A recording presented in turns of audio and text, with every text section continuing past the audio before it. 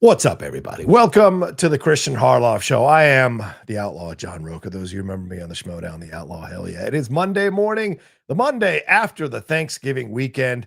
Hope you had a great time with your friends and family. Hope there weren't a lot of fights at the table. Hope you got some good food. Hope you got to appreciate some love and have some fun with them and catch up with them, watch some football or talk about movies. We had some movies come out over the week, including Zootopia 2, which we're going to talk about. Later on in the show, we got some DC Supergirl news to talk about. We got so much to get into it. I'm not doing it by myself.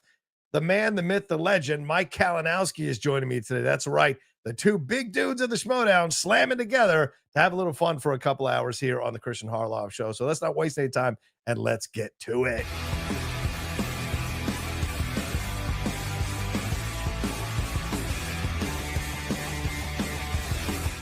Yo, what's up, everybody? Welcome on this Monday morning to the Kristian Harloff Show. I am John Roca sitting in for the great Kristian Harloff. He is off to go see Avatar this morning, Avatar Fire and Ash. And he will have an out of the theater reaction on the channel later on this afternoon when he gets done seeing the film. I'm seeing it tonight in San Diego because we don't get preferential treatment to go see early morning screenings of the big film. So that's the price you pay when you move to a smaller city. But I will be seeing it tonight, and I'll have my out-of-theater reaction up on my channel, youtube.com/John Roca says later on tonight. But Christians will come up this afternoon. Not sure if Mike's going to get a chance to see it as well. So maybe we'll see when Mike puts up his reaction to it when he comes on the show. But he will be on momentarily. Mike Kalinowski. Kalinowski, of course, a great a commentator on films, DC stuff, and of course, a big Inner Geekdom champion as well. We'll talk to him about all the stuff going on in the world of entertainment. But how are you all? How was your Thanksgiving? How was your time at home? How was your time with your family, with your friends? Or did you spend it by yourself? I've done Thanksgivings by myself. I think 2 years ago, Lady Outlaw was out of town with her family. I didn't want to drive up to hang out in LA because I just wasn't feeling that great.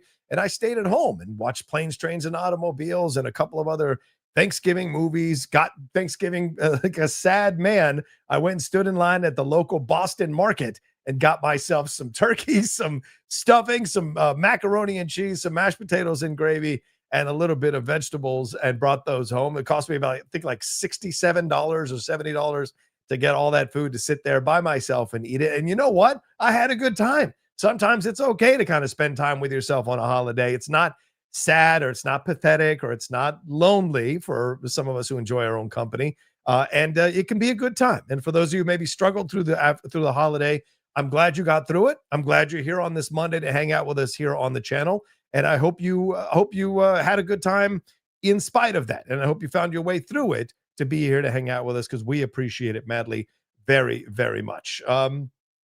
So I am very appreciative of all of you all. I give thanks to all of you all who hang out, even some of you haters who hang out and watch the show and don't like what I have to say or what I have to talk about. I appreciate it madly. You guys are amazing. And I know Kristian feels the same way. You all come in, support all the stuff he's got going on here. Remember to be a YouTube member. Sign up for the YouTube membership there on his channel, because he's got all kinds of reactions and things going on here on the channel. And he's always growing on this channel, so that's something that's you can look forward to as well as we go into the Christmas season. I don't know about you all, but the Lady Outlaw today is decorating the outside of the house. She doesn't like me to help because I am absolutely a buffoon with those kinds of things. I'm more of a builder. Like, I build furniture, I build stuff in the house. That's what I do. She decorates. She's better at all of that kind of stuff than I am. And I just get in the way because I'm damn clumsy and I'm not good with those kinds of things. I'm good in other areas, but not those kinds of things. So I let her do her thing rather than getting yelled at. It's a better way to go about things. But anyway, we are this is the two-man show, and I'm very excited to welcome to the show. Before we dive into the big topics, we're going to talk about DC, the box office, some Marvel stuff, some Star Wars stuff. It's a stacked show today. Please remember, send in your super chats as we go along. We'd love to get to 100 super chats on this Monday, and I know I couldn't do it alone, and I needed some star power to get us to that 100 super chats. So I'm bringing in a ringer, and the ringer is himself, the man, the myth, the legend, Mike Kalinowski. I like the energy. That's what we're doing here. It's an early morning. Can you hear me good? Everything good? What's up? What's going on, man? Not much, buddy. Not much. Here we go. Glad. Sorry I was a little late there. No worries. No worries. You got your Christmas tree up already. I see it in the reflection on your TV. Yeah. What's going on there? It's back there. We were doing that yesterday. We're good. We're all good. Do you get a natural tree? Or do you buy a plastic one? What's your approach? Yeah, I'm gonna get a lot of crap for this. I used to do the natural, but I'm a plastic guy for almost 10 years now. Yeah. Wow. Yeah. Yeah, man. I know. No, don't get. I don't think it's a matter of convenience. I almost got one this time around because it's like the natural trees. If you buy them too early, they go bad before Christmas. You have to be careful about how you do all that kind of stuff. So I totally get the plastic approach for sure. How was your Thanksgiving? How was your Thanksgiving? Good, busy, but good. You? Yeah, good. Just went up to LA, hung out with Gabe and the crew there at the Thanksgiving at his house. Vogel was there, a bunch of people there. It was a lot of fun there as well. Would you hang out with family or friends? What'd you all do? Yeah, Shannon's got they're my friends now too that I met when Shannon and I were together, but they have they host every year, and it was a nice group. Group. Sarah Hoots? Yeah. They got a house out in Woodland Hills, and they love to entertain. Nice. So we're always like, let's do it. Nice. That's awesome. Buddy. Well, speaking of let's do it, let's get into the show here, Mike. There's so much to talk about here, so much going on. I know you're the DC guy, so I wanted to lead with this story. Let's bring it up. Let's talk about it. There's a new interview with Millie Alcock, who is going to play Supergirl, of course, in the new DC movie coming out, Supergirl. And she talks about what's going on with her taking the role, going from someone who was kind of unknown to someone who is kind of now a bit of a superstar in her own right. But one of the things that was showcased in this article, and it's in Forbes right now, you can read it, is that the Supergirl Woman of Tomorrow is a $200 million DC feature that, of course, is directed by fellow Australian Craig Gillespie. She also talked about her taking the role of Supergirl and what it meant and the work she's done for months getting onto Supergirl. She thought when she received a text to confirm she'd landed Supergirl, Alcock's first reaction was a mix of jubilation and fear. I thought, quote, "What have I done? I really struggled to believe I could do it. I even called the director saying, I don't know how to be that person. I'm just me. The panic didn't last. Eventually, I realized the only way through was to trust myself. I always believed life is right on time. Things happen when they're supposed to, whether you feel ready or not." So I got to ask you, Mike, $200 million for a Supergirl, a DC woman, Supergirl Woman of Tomorrow film on the heels of Superman making $600 million plus overall. And there's arguments about whether it made a lot of money, didn't make a lot of money. It's back and forth constantly every week, Mike. It changes. Like eggs are good for you, eggs are not good for you. You don't know what the real truth is. But what are your thoughts on this? $200 million for a Supergirl movie, considering people don't know her quite as well as they know Superman. Yeah, I don't know, man. I'm not the budget guy. That's for damn sure. Me knowing what budgets are. I know Harloff and I talk a lot, especially in the realm of Star Wars. Yeah. And what they got to do. And these movies can't be making, cost. And I don't know. Did you see that recently? They said Deadpool was like $480 million, Deadpool and Wolverine. It's just like, what? Yeah. For what? I mean, it was a great movie and it made it, but where you were on, you created a desert backlot that half the movie took place on. Supergirl, I mean,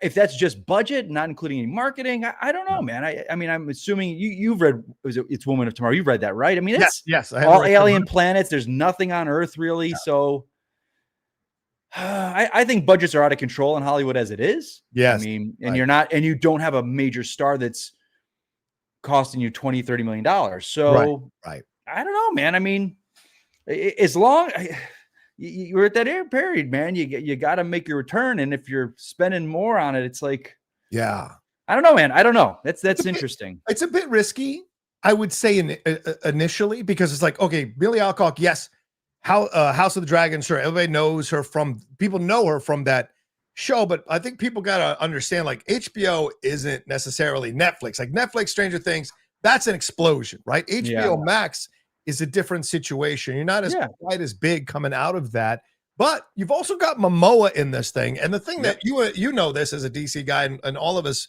who watch this stuff, Momoa has the magic touch somehow. No matter what the quality of the film, people come in the hundreds of millions of dollars to see his movies, man. I'll never, still to this day, it's been let's see, 8 years, how Aquaman made $1 billion. I love Aquaman. I love that movie. Right. Because it's the kitchen sink, man. They put everything in that thing. And I just have a blast watching it. Right. If you would have asked me to guess which, Wonder Woman, Batman, Superman, Aquaman hits $1 billion, and that would have been bottom last for me. Right. So clearly for me as a DC guy, I never saw him as Aquaman. Yeah. But Lobo, he's born to play the role. Right. Born to play the role. So, maybe it's going to be a happy accident, and the word of mouth seems really good on it. So we'll see. We'll see. Yeah, I think the $200 million is where you go, okay, clearly they must have seen, DC, WB must have seen like the early cuts of Superman and felt a excitement for what's to come. And they're like, okay, we're going to spend 200, because Craig Gillespie doesn't spend, like, this is not a realm right. Craig is in usually $200 million. So I think there's a faith in James Gunn from WB that this could go the way they want it to go. And as you said, where it takes place, it's outer space, it's special effects. Like, they've got to spend the budget to make it look good. So maybe that's an element of the $200 million as well. They want it to look as realistic for outer space stuff as possible. We'll see, man. We'll see. Budget. That's a whole thing. I'm like, I joke. It's like money laundering. It's like the government. $15,000 for a toilet seat. Hey, I don't know if they're trying to cook the books because they're trying to sell it. Who knows? Yeah. My concern is that when you spend that much money, it's it's opening you up to people. If the film doesn't make like $600 million or $500 million, everyone's going to climb it in going, oh, see, people don't want the James Gunn universe. They don't want this. Why are they spending this much money? So I think it's dangerous to put this much money in a film with not that well known. Yeah. And it's also telling because, like, I think Clayface, and I don't know, but I thought that's like 40 or 50 it's 43 million, I think. Yeah. So it's like, that's a property that's not well known. Right. It's going to be a October release, but they got to have faith in this movie, Supergirl. Yeah. Her appearance in the movie was smart. And kind of building on the marketing that Superman had. And if they just keep that goodwill and the momentum going, I think maybe, smarter minds than me in the film industry know what they're doing.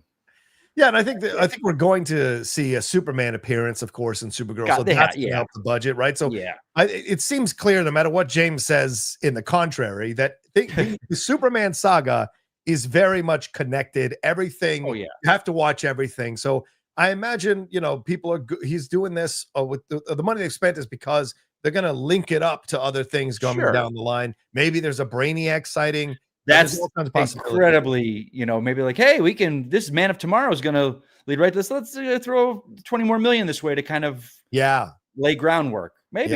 Yeah, it could be. Once they announce who Brainiac is, once they go through that route, because it's very possible they may have cast the Brainiac and they're going to shoot like, post-credit scenes or intro, like they did with Millie Alcock. They had shot Superman, then cast her, and then put her in, so to speak. So we'll see. I mean, $200 million. I mean, I appreciate the guts, although I think there's a possibility to fall flat on your face, but I appreciate the guts because you don't want to see a middling Supergirl movie and the studio playing it safe, Yeah, that's true. Yeah, I want to see that. All right, so we'll see. What do you guys think about it? Do you guys think it's worth it? Do you guys think $200 million makes a lot of sense, or do you think it's a bit of a mistake? Let us know what you think down in the comment section and in the chat as we're going along. Keep sending in your super chats. We're almost at 40. We want to get to 100 and really start the 40 this early? Yeah, 40 this early, brother. We're almost at 40. Buddy, we're doing good. We're doing good. Exactly. So keep sending them in because we want to answer all of them. And Mike and I rarely get to do a show together. So whatever questions you have about for us, send it in. We'd love to hear from you. All right, let's move on to another story here. Let's get into some box office stuff, Michael. I'm not sure if you got a chance to see Zootopia 2, but it exploded at the box office, much to the confirming a lot of the predictions ahead of time. Let's read this thing. Hollywood had a hot and flirty relationship with China in the 2010. Oh wait, no, that's the wrong one. Sorry about that. Let me bring in the other one. I sometimes get confused of which is the one because they both leading with the same. Where is it here? Yeah. Breaks off. Here we go. All right, breaks box office records. Disney had very big expectations for Zootopia 2 going into the holiday weekend, and those expectations have not only been matched but exceeded domestically. The 5-day forecast has been raised again, surging upwards to $155 million, with some suggesting it could hit 160. The 3-day haul from Friday to Sunday is on track to around 98 to 99 million. The original Zootopia took 12 days to hit 150 more million. This is doing that in less than half the time. The worldwide haul, which was projected to be as high as 500 million by the end of Sunday, is now headed towards 525 million. And the big driver here is China, where the movie pulled in 104 million on Saturday, the biggest single day haul for a Hollywood film ever, overtaking Avengers Endgame. Jesus Christ. Woo! back on the domestic front, Wicked for Good is at 63 million for the 3-day and 93 million for the 5-day. In its second week, a drop of a respectable 57%. In limited release, Netflix's Wake Up Dead Man is reportedly tracking for a 5-day haul of 4 million from just 600 screen. And Hamnet is said to take in 1.3 million from 119 screens. So, Michael, what do you Mike? What's your thoughts on this? Zootopia 2. That's massive. Dude, well, I have not seen the first one. That's not kind of my thing. I mean, I say that because then people, you don't like anime. It's like, no, I love animation. I love animation. Right. It's not my thing. But right. These animated movies, man, it's holiday season, families, man, and I think that good for that, man. It's like I got nothing but good things to say when I hear a movie like that. Again, it probably won't make me see it, but again, it's just not. I don't have kids. So, but hey, man, I mean, it's never underestimate the families, man. They this time of year, I think we lost the whole thing of holiday movies. There used to be a bigger holiday push, and now it seems either Oscar bait or, the Avatars of the world, when Avatar doesn't feel it. But there's always felt like there was a good family holiday movie or animated movie around this time. So Thanksgiving weekend, man, go for it. I'm happy to see these numbers because I like the Zootopia film, the first one, and I liked this one. I don't think it was as good as the first one, but I still enjoyed it. I like the new voices coming in. Ke Huy Quan is really the big highlight of the movie for me. I thought he was great, very, very sweet as Gary the Snake, and then I thought Fortune Femster as the Beaver was really a lot of fun. Is that comedian? Yes. Oh yeah, I love them. Yeah, he's very funny as the Beaver. And the relationship between Jason Bateman and Jennifer Goodwin gets even more advanced in this film as Judy Hopps there. So I'm a big fan of the franchise, and I thought it was a lot of fun. No surprise, because it wasn't a bad movie. Like if it was a middling or bad movie, then you'd be like, oh, people just want to see this. But it's actually a good movie. So I think the family is going to see it and the kids going to see it is a positive. But I am surprised at how much power this franchise still carries. I mean, look at Lilo and Stitch. I had no idea that live action thing was going to make $1 billion. This whole realm of people who love this stuff, like Harloff talks about Moana. You said Moana, right? The live action, right? Harloff talks about that a lot and how that just, was it Moana or no, Lilo and Stitch? But which one was the one that was going to be a Disney Plus show? But they're like, Moana 2. That was Moana 2. Yeah. And what that made, it's just like, they know what they're doing, man. You can't. Families are always going to go to those movies as hard as films get, and as far as budget, not budgets, like a cost of going to the movies with the family. But you make an animated movie that they love, and they'll be there for it. Yeah. And I mean, the China numbers are really surprising as well. China, I don't get. I mean, I don't understand it because like what hits there and what doesn't, and what they kind of turn their nose at, and like I don't know if it's superhero films or like Superman didn't do well there. Star Wars doesn't. I don't think Star Wars doesn't do well, but then other things do. So it's not an anti-American sentiment about film. It's just what they like and what they don't. It's crazy. It's their tastes. Yeah, exactly. Man. You look at this here. Listen, Hollywood has a hot and flirty relationship with China in the 2010s.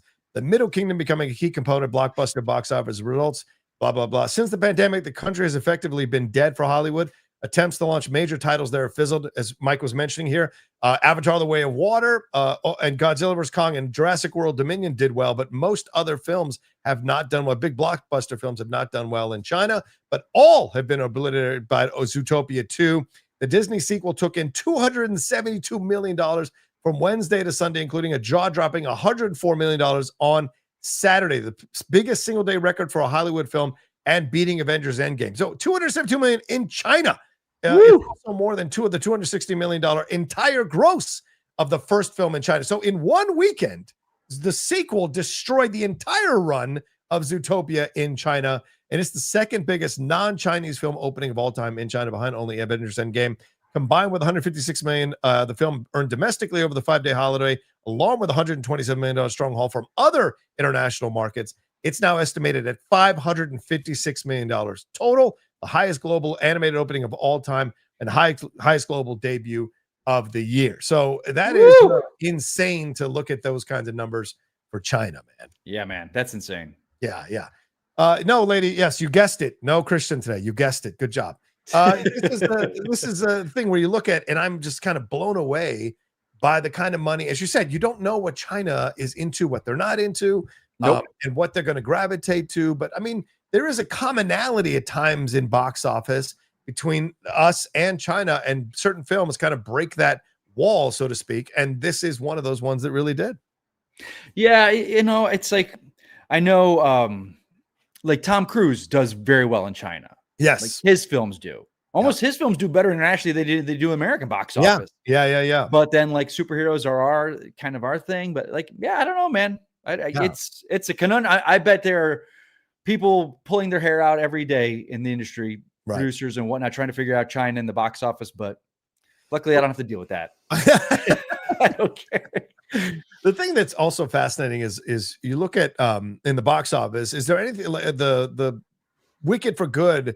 Yeah. I know some people want to say only 57% drop, but I do think they wanted something a little lower, like only a 40% drop or 50. So this tells me that some of the middling reviews and is affecting people going to it, and people going to see it are not going to go see it a number of times to get this thing to $1 billion. Some people thought it might cross $1 billion, but it doesn't seem like it's going to. Did the first one hit $1 billion? I think it did. No, it's like 750 million or something. Really? Like okay. Yeah. Also, I don't think I think maybe when that first trailer dropped, they thought, oh yeah, this is hitting $1 billion, but the reviews heard it. I felt like last year, and again, I had never seen the play. Yes. Went with all the boys to the Grove, and it was like basically their end game. Yeah. Avengers, Infinity War and End Game for them. So the experience was just incredible for me. I had such a blast. I loved the movie, but it felt like when that movie came out to almost all the way through the holidays, that was the talk. You're talking Wicked, right? The first one. Yeah. This one, I went to the same theater, same opening night crowd, just massive. But you just felt when the movie was over, it was good. It was good. Not as good as the first. And then now I don't really hear much about it from, online and from the people I'm around. So maybe those reviews are, realize like, it's not as good as the first. It's still great, but I don't think it's nor hitting $1 billion. Yeah. Not that was ever, hit 750 again. Well, it'll be interesting to see is if it tops the first one in box office. So that'll be interesting. Yeah. I know that'll be, I have a feeling that it won't. And that's the difference. I don't think so either. Yeah, and that's between Zootopia 2 and Zootopia. Zootopia 2 clearly, I think, is going to topple Zootopia's box office, but this one, I think, is getting such middling reviews for Wicked for Good that it's going to affect its overall. And that's the opposite. Like the reviews for Zootopia 2 are like, it's not as good as the first. Yeah, but still good. And I think it's going to top the first one in box office, whereas Wicked 2 not as good as the first, and I don't think it's going to do what the first one did. I don't know. Yeah, and you're seeing people already. The discourse has already gotten online, and people are going crazy about it. But the truth is, it's just not as good as the first one. And I think, like you said, I think a lot of people come out of the theater being like, "I enjoyed it, just wasn't as magical as I was hoping, and the ending wasn't as strong." Yeah. So I think that's going to affect things for it. Now, will it affect its Oscars chances? We'll see. But certainly, box office wise, I don't think it's going to match what the first movie did. And we got Avatar coming in a week. So you got that juggernaut, and everyone that's smart is out of the way of that thing. I don't care what people like. I'm not an Avatar guy. I don't know if you are. I am. Harloff loves them. Yeah. I'm not an addict, but I like the movies. I've seen the first one twice, I think, and I've seen the second one once. And I go to the theater, and my mind is blown. Yeah, and I'm like, this is insane to me, and I never think about it again. But anyone that doubts James Cameron and $1 billion is you're an idiot. I mean, it's not. And I don't think there's anything else this summer or winter I can't think of any big movie this winter that's gonna even. Once Avatar comes out, it's like that line, and it's like Godzilla. It's just going to start stomping on everything, and nothing's going to be left underneath its toe. So we'll see. But anything else jump out at you about the box office? Anything else that you saw numbers wise that you want to? I'm just disappointed in The Running Man. Oh yeah, I haven't seen it yet. I was saving it. I'm gonna go visit my best friend in Texas, and we usually like to catch up on some movies. And that was like, let's see Running Man together. Yeah. But I'm just disappointed that thing dropped like a rock. I mean, I know it's really. I mean, no one liked it. I get it. I haven't seen it yet, so I'm gonna give it a shot. But right. And then I think Badlands isn't holding well. I thought that would have had some legs. I know it came out a little while ago, but I thought that would have had some legs, and apparently it's not doing very well either. Those are the only two that I was kind of thinking about box office and kind of holding in there, but. Yeah. What is the Predator Badlands? So it's out. It's gonna Yeah, exactly. Was it 165.7 million worldwide? It is one of the top 25 grosses of 2025, but I get your point, Mike. 165 for a film like this, you were hoping it'd be in the $200 to $300 million Right. range. But I also don't think it cost that much. Right. So that's not, they're going to make more of those type of films in the franchise. It's on a good streak. So I just wanted to see, because it had such a good pop when it came out. Right. The way it was received was really positive on the fan base and everything. It's kind of like Superman. Like my thing with Superman was I felt it had to hit 700, but clearly there was enough for it to hit at 600 and enough goodwill to restart the franchise. And now we'll see where we go. So, my estimation of that was a little bit off, but the fact that it's done this much, I think is a positive. And Badlands, same thing. People wanted to get this franchise revitalized on the big screen. Because remember, Prey and Killer of Killers did not come out on the big screen. So the fact that this is made as that's much, what a lot of people always say, like, oh, not as good as Prey. It's like Prey was released on Hulu, like no one knew about it. Like now it's a different ball game, man. So I think they're happy. Like just like with DC and Superman, it's like, we got the goodwill going. People like what we're doing. Let's build on this. Now spending $200 million on your next movie. I don't know about we'll see. We'll see. 100%. We'll see. All right. So what do you all think about that, the box office news? What do you think about the stuff we talked about here earlier with the $200 million for Supergirl? We want to hear from you guys. Let us know what you think down in the comment section and in the chat as well. Is this the way to go? What surprised you by the box office?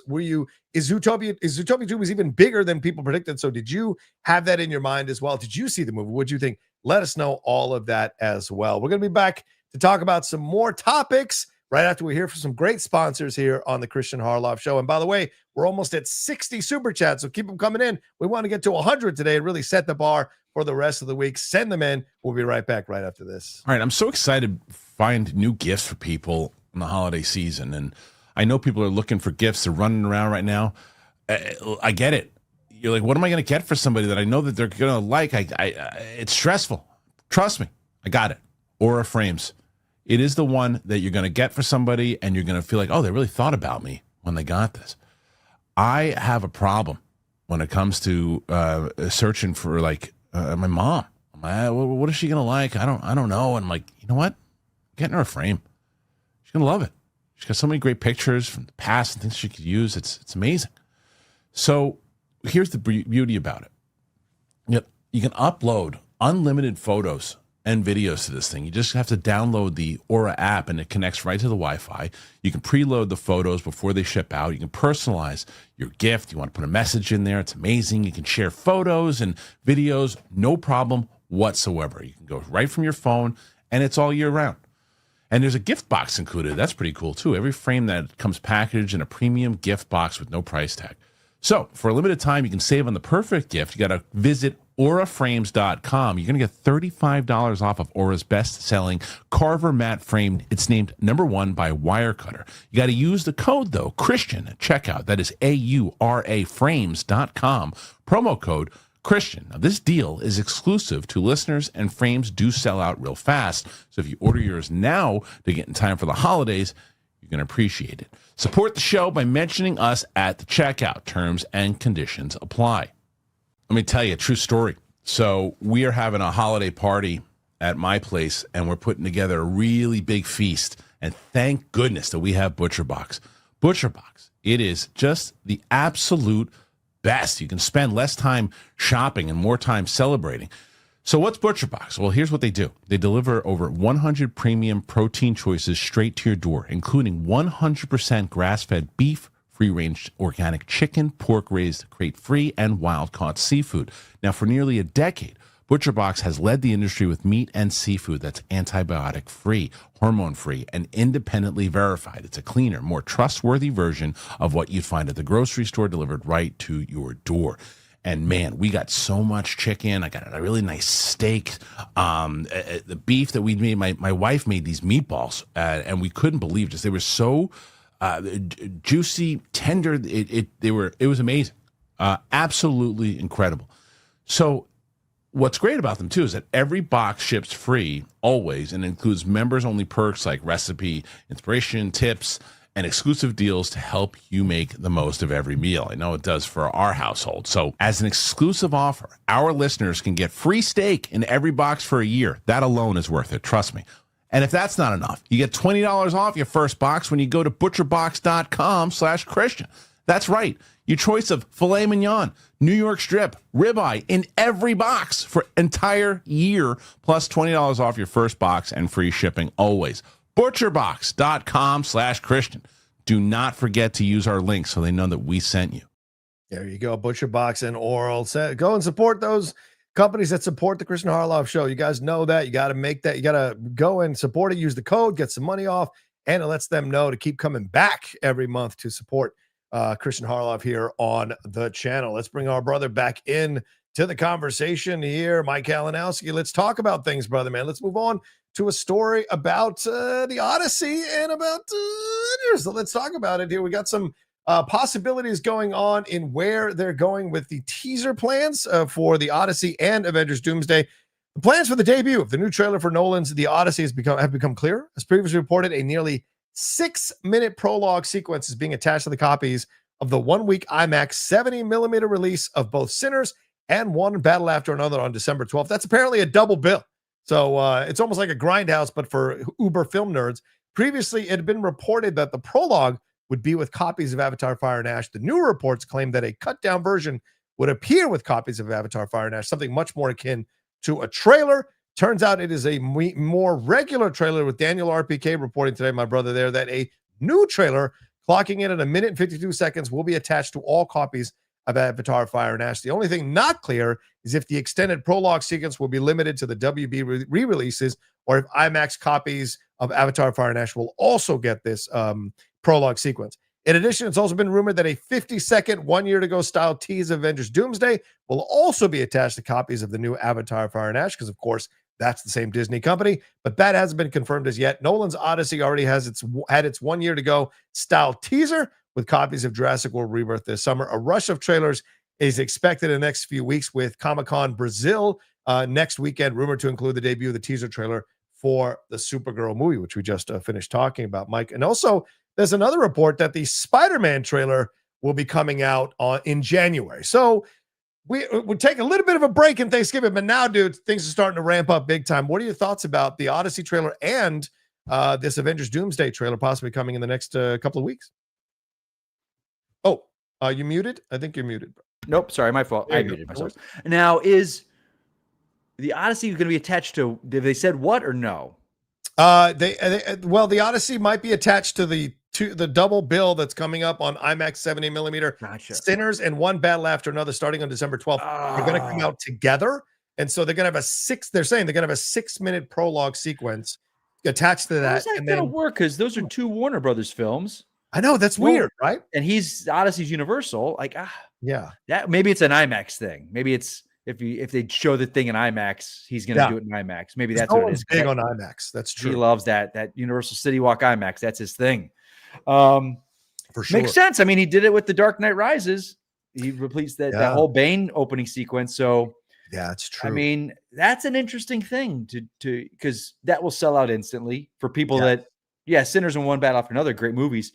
But people will go just to see that trailer or that prologue. Right. So maybe it's a Warner Brothers Universal joint kind of, hey, you used to make good movies over here.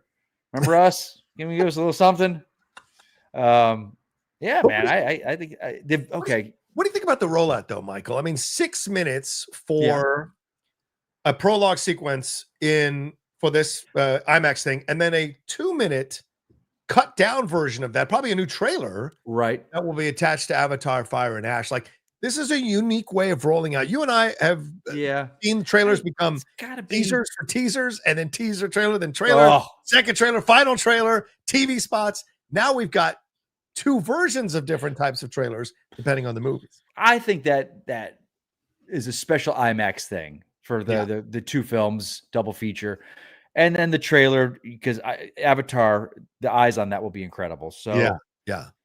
And it's a Nolan. Nolan's reached this point in his life with his films. It doesn't matter what it is. It's going. So yeah. He's one of the few directors now that can get something, people going based on his name. So we'll see. It's fascinating that he has this kind of power Yeah. and that Hollywood respects this kind of power because, One Battle After Another and Sinners coming out on 70 millimeter. I think people were excited for that, but both of them had already been out on 70 millimeter. Yeah. So you put in that, but you add in a 6-minute prologue sequence that just heightens the possibility of those screenings selling out, making more money. And I also think it gets people into theaters to see these movies, to clamor for awards for these movies. So this is really smart on WB's part to be like, absolutely. And you say they want to keep that relationship going. Yeah. With Nolan. So yeah. Yeah. And maybe part of me is like, well, it's not one of those things like, hey, we got to get people into theaters. Can we do some Odyssey 6-minute stuff? I mean, maybe it is. Maybe I'm wrong. I don't know. It's just, building the hype for that movie, but it's not like it needs it. I don't think it's, hey, we got to build the hype for this movie, so let's do everything we can. That's the other element of it, is like, what is driving? Right. Is this Nolan just kind of flexing a little bit, like having fun? Maybe. Yeah. I wonder. What about the Avengers Doomsday 50-second tease? Do you think we need the 1 year out? Dude, man, I'm in such a shit spot with Marvel. With talking Marvel. No, not talking Marvel. Nothing bad. Okay. Anytime I have anything that's not remotely praising DC, you fucking DC shill, my fucking DC. But I have not. I really like Thunderbolts. I really did. I enjoyed Fantastic Four. I wish it was longer. Yes, I agree with that. So, but both films I really enjoyed. Yeah. I'm just not feeling the hype for this movie. Everything about it, everything that's released feels so like we gotta give fan service the movie. Yeah. Like it just feels like that. Like, oh, Evans is not back, but then we see Evans on the red carpet and he's jacked as hell. And he's like, oh, come on now, and it's like, oh, it's the story is him and Peggy Carter because Doom affected this, but we haven't seen him for what, 6-7 years? We don't know. And they still have not addressed where he is. Yeah. So it's just like, I was in the room when RDJ was announced and it really tore the house down. That's right. I remember you once it's done, I don't think this is a very good choice at all. There's so many questions I have, but hey, it's the Russos. They gave us 4 of the best Marvel films to date, I believe. Yeah. In my opinion, I think Winter Soldier is still Marvel's best. So I'm always will be there as a fan cheering for that success for those guys. But it's I just have a feeling it's like, let's just get this done. Let's just get to the X-Men. Feige's like, let me get the X-Men out. Let me jump ship, or not jump ship, but let me go do something else finally. Yeah. I think they're trying to wrap this multiverse thing up, and I want to be hyped, but I just don't feel it. I just don't. I have to say, Michael, Mike, I'm in your boat, brother. I'm in your boat, man. Because I had a conversation with somebody over the Thanksgiving holiday who was very connected with Marvel, still has a number of connections with Marvel, people there. And they told me even more of the dysfunction that's going on behind the scenes around this movie and around their plans for what they're doing and all the Jonathan Majors drama and how that all kind of messed them up behind the scenes. Whatever they're telling you in those PR releases is an utter lie. Like, there's talk of me coming back. There's always, get the hell out of here. Exactly. Mikey is never going to be in the room with you again, dude. Exactly. But also the idea that they were, they had a plan in place and they were adapting. No, they were freaking out. This is what this person told me. They were freaking out immediately when all that stuff went down and they weren't sure how to adjust. And so this is absolutely a panic move. Bringing back RDJ, no matter how much we've been talking about it. But sure, you talk about everything at lunch or dinner or whatever. You just have the coffee. But it wasn't a concrete plan. Okay, so this was all done out of a panic move, in my opinion. The fact that they're still rewriting some of the scripts or some of the pages, and from what I understand from this person, what they told me, there is a serious upsetness from the younger actors and the actors who came in the last couple phases, because essentially the company is saying, we don't trust you to carry us into the future, so we're bringing back the old team to come back in, and that has caused friction. I reported on two actors in the Marvel behind the scenes getting into it, and there was talk that they were going to reshoot scenes and all of this stuff to make one actor feel more comfortable because the other actor who had been there for quite some time made an offhand comment that wasn't received well. And so it went all that. So towards the newer actor. So there is tension. So you've got that on top of it as well. Plus the expectations, plus the idea of how much Marvel's been struggling lately. There is a lot of drama around Doomsday. And I agree with you. I don't think people are as hyped for this as they were heading into Doomsday and Infinity War. And that could affect things if the film doesn't come out well. Like, because I mean, just look at like what you just said. I mean, yeah, in Infinity War and Endgame were what they were because we were with these people for 10 years. We were invested in these characters' lives. Like, you know, I haven't seen Shang-Chi in 4 years. Right. I don't know what he's doing. And then the actor's out there throwing his, you know, that was ill-timed, if anything, you know, coming up, you're the lead of maybe he's not the lead anymore. I mean, I think it was supposed to be, you know, they looked at like him, Anthony Mackie and Tatiana Maslany as kind of like, okay, you guys are going to be the three, you know, and Chadwick Boseman, what happened there, that was never going to be planned or thought about. Right, of course. So now with Shuri, she didn't really catch on as Black Panther, and those people you were going to have like as the new Avengers, it's not really, you know, and now you're bringing back Evans and Bucky. He's going to be coming back in a bigger role, you know, because that's, but that's not their fault. They didn't give the time to these actors for us to grow with them and see them in a couple films and fall in love with them or not fall in love with them. But who would have thought Chris Hemsworth is Thor, we would have fallen in love with, but you know, even after like, you know, you do Dark World, but then you do Ragnarok and suddenly he's like, everyone wants him. Right. We didn't have those for Shang-Chi and stuff like that. So it's, I feel like there's a sequel to that MCU book that came out, right. I just finished the Reign of the MCU. Yeah. Reign of the MCU. I just finished it. Oh, wow. What a good read. But but it does end. You're like, oh, you're ending before the drama. Right. You're ending before the COVID. Because I think they said they wrote it during COVID, and that's when everything. I think they touch on the last movie.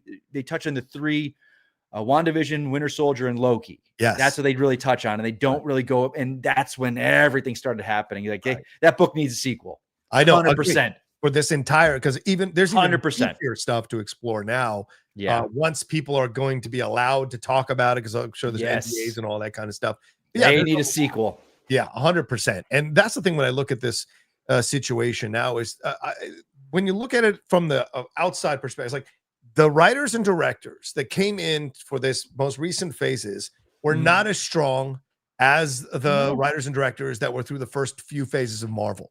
So it happened to coincide with Marvel going a little more diversity, a little more equality.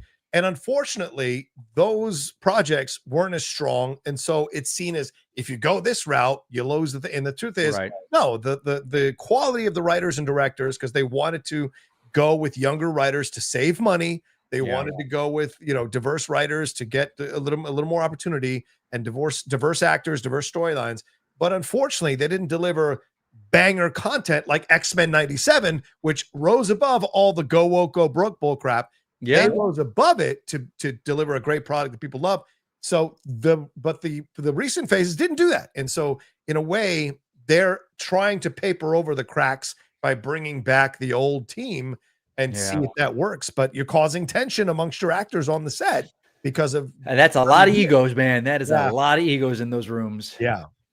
And I don't know how if you think about it, like you think about back, like all those actors in phase 1, 2, and 3 were brought up together. And then when you introduce Paul Rudd or Benedict Cumberbatch, they were brought in like with welcome arms, like, hey, this is gonna be awesome and join us. And the team now is this, and again, it's not the actor's fault. They were like, hey, you guys are the replacements. Right. We you know, you're the next team coming in, or you know, all the players retired. You guys are the rookies, and people just love their originals, the legends. It's a sports team. If you bring in a bunch of new players, you bring in a shittier coach, a shittier offensive coordinator, shittier defensive coordinator, and they're not winning, and you go, okay, I'm going to bring in the old players. I'm going to go get the guys. Brady's coming back. Now, Brady's coming back to New England. Yeah, exactly. Yeah. Brady came back 2 years ago. I was like, oh, we got to bring him back.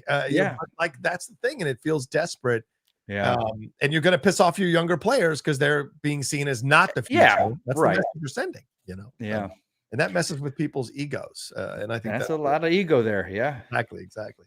All right, let's move on to another story here. We spent a lot of time on that. And so another thing is, speaking of Avengers Doomsday, let's wrap up by talking about this situation as well. Avengers Doomsday is apparently going more practical. While many of the key crew on Marvel Studios' upcoming Avengers Doomsday are returnees from past Marvel Studios efforts, like Endgame's editor Jeffrey Ford and composer Alan Silvestri, there's also some new faces. One is cinematographer Newton Thomas Siegel, who worked on Fox's X-Men Days of Future Past, one of my favorite films, and with the Russos on films like Extraction and Cherry, but hasn't done an MCU film before.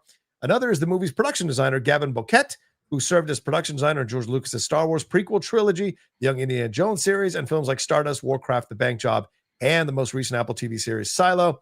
Boquette is old school production designer. In a new interview with YouTube channel Young Indie Chroniclers, he reveals he's bringing some of the expertise to the new film. The result is a lot more in-camera set design and practical effects where possible. Quote, we had a lot of sets with backings outside them, physical backings, and generally the default situation previous to us was probably let's put a blue screen out there and do that. But wherever possible, we either had a Roscoe backing that we created ourselves or a painted backing on, I think, 80% of interior sets with backings. Then it was all in camera, and in the end, that's as much a visual thing as a money thing, if they don't have to change the exterior. So wherever we could, we're bringing that bit of experience in just to adjust things and not just presume you can always put it in visual effects. Filmmaking is the art of illusion. And if we can do it physically, and Joe and Anthony Russo love that, we can only do it in certain instances by the nature of these films and the characters in them and the environments that you're doing. But wherever possible, why not try those things? So Boquette also elaborates on how the Stinger credit scene in Thunderbolts used a practical backdrop and how the actors were actually pretty astonished as they were used to Marvel's penchant to rely on blue screen. So does that help things, Michael, in your mind? The fact that they're going a little more practical? People are talking about acting opposite tennis balls and blue screens and green screens. What do you think? Yeah, I love practical. That's anytime you can do practical is better in my opinion. But I don't know how much weight that is. I mean, they've already said, Alan Cummings, like, I was in a green room and they were feeding me lines. I didn't know who I was with, but that's what I was doing.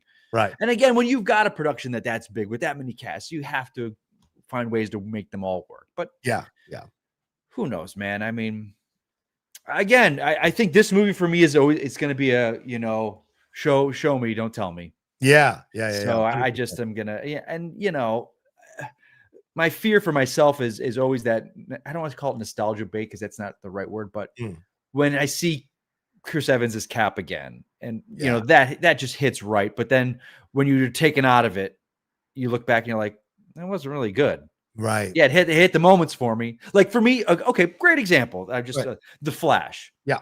So much of that movie hit for me because the music with Keaton and the Wayne Manor, like it just hit the right notes for me. Right. But then when I look back, I'm like, that's not really good.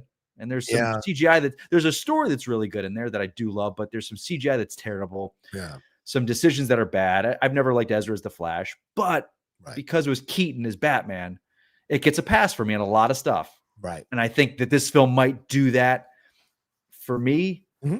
I'm not a critic, so it doesn't matter what I think, but no, I it don't doesn't know. Of course it matters. It matters, but it's just like, I hope it's just not like I get that feeling and then I walk away. It's like, wasn't good. I got to see Evans again as Cap, but that's cool. I just want it to be, but I don't know, So see if there's practical effects. Okay.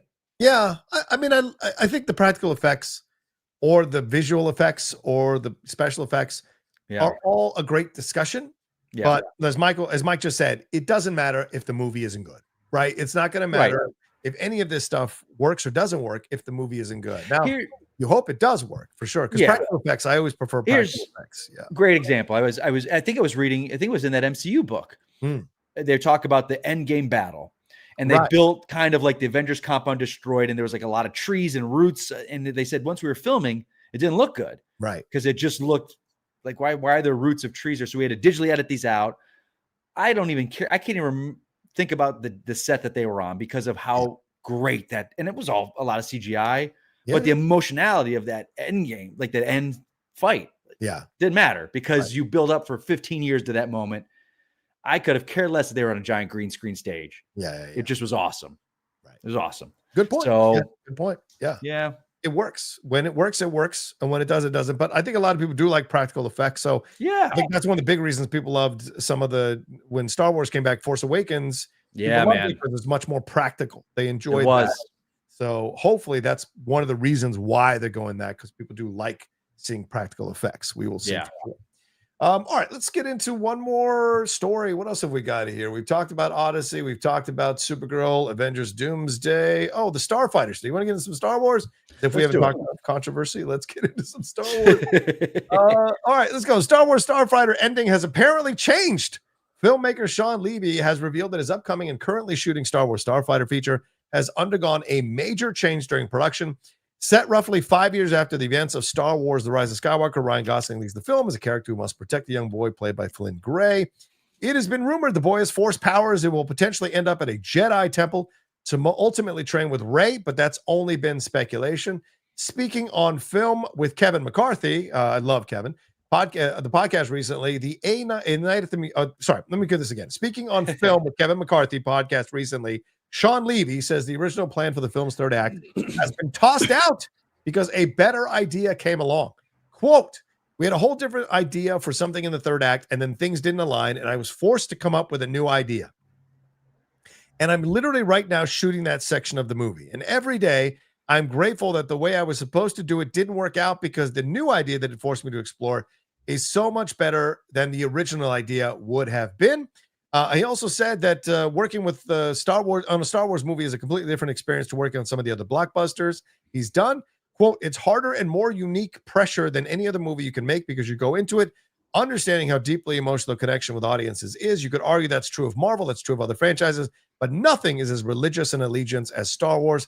And so the pressure, self-inflicted mostly, to get it right, that's intense. So, Mike, what are your thoughts on this? The idea that he changed his idea, now saying that his original idea is not as good as the idea they came up with. And this is, of course, on the heels of him saying last week that he's never felt more freedom. He's never felt more creative freedom to do what he wants to do with Star Wars. And Kathleen Kennedy left him alone. But it sounds like maybe they didn't leave him alone if they changed it. I don't know, man. I think, it's always great when a director is not so set in his ways, where he's like, you know what, that's better. Yeah. It's not working. That works better. Yeah. So, I have no idea if it was the inclusion of Rey stuff. Or maybe the Jedi Temple was the original ending, but when I talk about this with Harloff, I really don't want any connection to Rey or any of that stuff. But we were like, no, if he's with some kid, this kid's going to be dropped off at a temple somewhere at the end because he's force sensitive, and Rey's going to come out, and because they got to tie it together. Yeah. Because, it's galaxy far, far away, but it's, a small, small galaxy, because everyone knows everyone, and everyone's got to, it's like, I just wanted this to be some Starfighter. He's off on his own, badass pilot. Yeah. In a Star Wars movie. But hey, they got a whole new thing to set up what they're dealing with over there. So more power to them. I'll be there to watch it, but I think the change is fascinating because especially as I said, Sean last week talked about how he's never had more creative. They left me alone. Kathleen said, do what you want to do. And all this thing. Again, you have to always be aware of things as fans. I know some of you go, oh, this is bullshit. But the truth is that there's always PR spin on everything. Everything the directors say, everything these executives say, everything these actors say, everything that gets put out there is PR spin to make the film look as good as possible. What's the thing that people talked about? Rage of Kathleen Kennedy has too much control. Yeah. So what does Sean Levy do? He comes out and he says, I've never felt more freedom. I've never felt more peace. This is great. It's amazing. Kathleen said I could do what I want. So that's addressing those issues people have had for years about Kathleen Kennedy. But what happens today, with this interview, he says on the podcast there with Kevin, hey, I had to change a massive thing in the third act. And Mike, I think your instinct is right. I think it is a Rey situation. I think that movie is not going to see the light of day now. And I think they are moving away from it. And don't forget, Kathleen Kennedy is stepping down, rumored to be stepping down next year. There's going to be new people in charge, and the new people in charge may not want Starfighter to lead to a Rey movie, because the Rey movie has been Kathleen Kennedy's project passion project for years now. She's the one that brought back Daisy. And so to me, I mean, I think they're changing that ending because I think they're going to announce that Rey movie is no longer a go and they're going to move towards another direction. And I don't think it's a coincidence that a couple of weeks ago, Adam Driver came out and said, hey, we had a whole thing with Kylo Ren that we were working on and people are like, bring me that. So I think things are changing. So it's not surprising to me. And of course, Sean's got to put a positive spin on it and say, oh, it's better than the thing I had come up with, to keep the hype going. Yeah, you're right. I mean, I don't know, man. We'll see. I don't know. I like this comment. Roca likes drama. Oh my God. Bitch, Hollywood is drama. Okay. That's the truth. It's all drama behind the scenes. I mean, you guys who don't live here have had no experience living in Los Angeles. You have no idea how much drama goes on behind the scenes with all of these productions, all of these organizations, all of these companies, and all of these franchises because of the egos involved and the money involved, right? I know. Yeah. So it's not me loving the drama. It's me telling you there is a lot of drama behind the scenes. But it is what it is. Come on now. It is. We'll see. We'll see when it comes down. Is there anything else Starfighter wise? Oh yeah, Starfighter. Speaking on, he also said this, Levy, about Levy says he knows about the film. Levy says he knows the titles fans refer to, but Return of the Jedi is the one that he's chasing tone wise with Starfighter. He said, quote, if I'm being honest, I know the cool answer would be Empire and sort of inarguably answer would be A New Hope, but it's kind of Jedi. It's Jedi because the combo of theme, levity, adventure, heart, spectacle, somehow that movie just got it right for me. So that's a 4-quadrant film, Mike. So that seems to make sense. Appeal across the board, right? Yeah, I get what he's saying when he says Return of the Jedi versus Empire. Yeah, I do get that. Yeah, right. He's trying to make it a little more. Yeah. So in that kind of sense, yeah, exactly. So I like that. Okay. All right. Well, that's all the stories we have.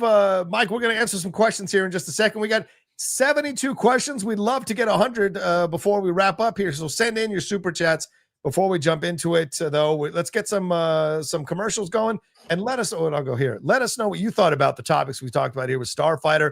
Let us know what you thought about the Marvel stuff. Where are you at with the Marvel stuff? Where are you at emotionally about Avengers Doomsday? What do you think about the practical effects approach? What do you think about the Odyssey trailer going as a 6-minute prologue sequence and then a 2-minute one with Avatar Fire and Ash? And what do you think about here we're going on with Star Wars Starfighter? Do you believe Sean Levy when he says he made the change for the good of the movie and that what he had come up with wasn't as good as what he was forced to come up with? Let us know what you think about all of it. And yes, all the drama going on behind the scenes with this stuff. Let us know in the comments section below. We'll be right back to answer your questions here on the Kristian Harloff Show right after this. I had a big old stupid wallet that people used to make fun of me of, like a brick.